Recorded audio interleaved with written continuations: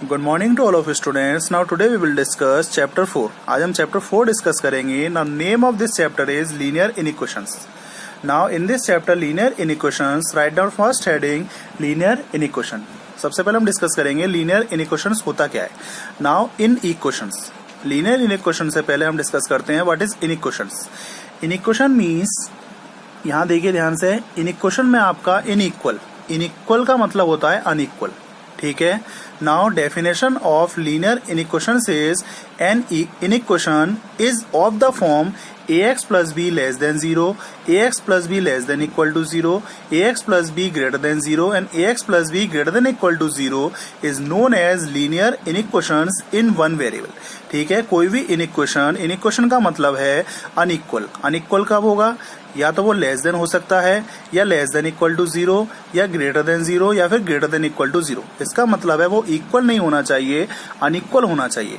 तो ऐसी इनइक्वेशन जो आपका ax plus B less than 0 के फॉर्म में हो, ax plus B less than equal to form में हो, ax plus B greater than form में हो, या ax plus B greater than equal to form में हो, तो उस टाइप के लीनियर इनइक्वेशंस को हम क्या कहेंगे? लीनियर इनइक्वेशंस कहेंगे. और ध्यान रखिएगा, लीनियर का मतलब होता है वेरिएबल की पावर 1. ठीक है.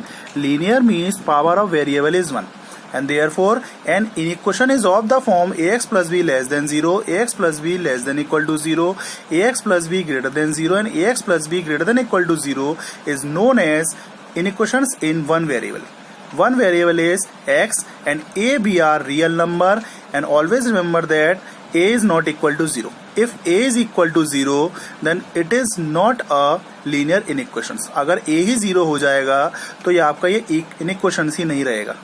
And therefore statements such as x less than 0, x plus 5 less than equal to 9, 2x minus 3 greater than equal to 9 and x minus 3 upon 2 less than 2x plus 1 are called linear inequations in one variable.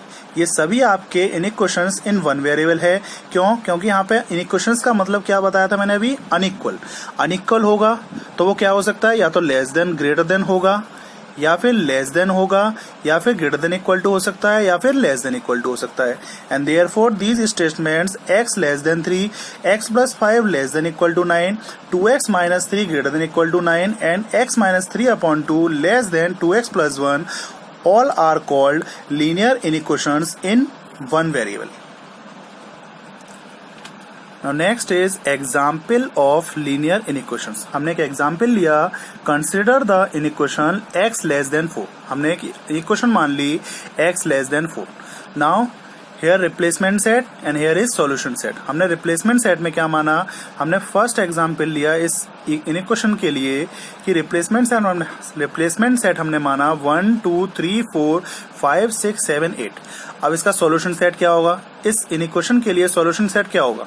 x less than 4 का मतलब है x की value 4 से smaller than होनी चाहिए. तो इस replacement set के करस्पॉन्डिंग सॉल्यूशन सेट क्या होगा? Less than 4. देखिए इस रिप्लेसमेंट सेट में कौन कौन से हो सकते हैं?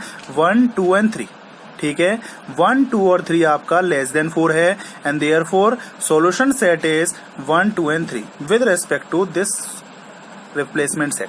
सॉल्यूशन सेट जो होता है वो आपका रिप्लेसमेंट सेट से ही फाइंड किया जाता है.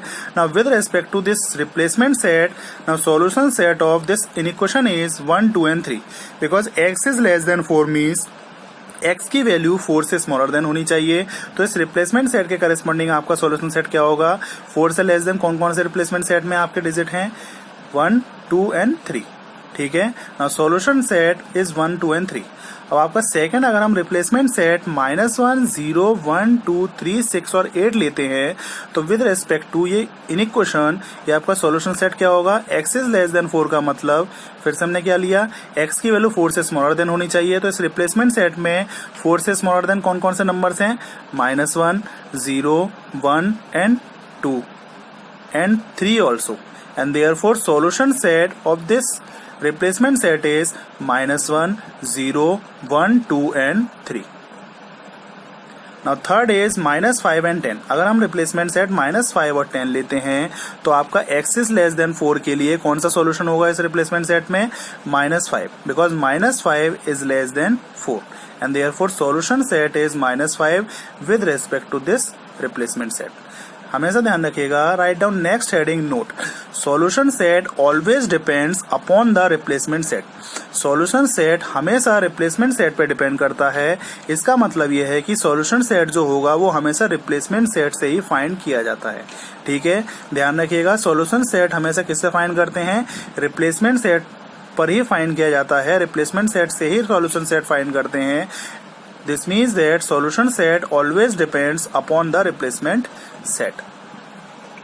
After this write down next heading inequalities among real numbers. Real numbers पे इनइक्वलिटीज कैसे अप्लाई करते हैं? Let a and b be any real numbers, then first condition if a is less than b. अगर हम a less than b लेंगे, a is less than b, if and only if. A less than B कब होगा? If and only if B minus A is positive. A B से smaller than कब होगा? जब B minus A आपका positive हो। Example is 2 is less than 8। 2 is less than 8 कब होगा? जब आपका 8 minus 2, 8 minus 2 is 6, that is positive. ध्यान रखिएगा, a is less than b if and only if b minus a is positive, and therefore example of this first part is 2 is less than 8। हमने 2 को less than 2 is less than 8 होता है आपका, and therefore 8 minus 2 is 6, which is positive। Now second example with respect to this inequality is -5 is less than -1। -5 -1 से smaller then होता है।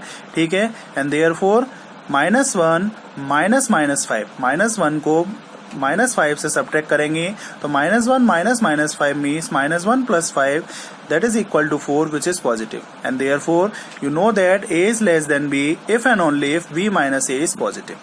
Now after this second part is a is less than equal to b।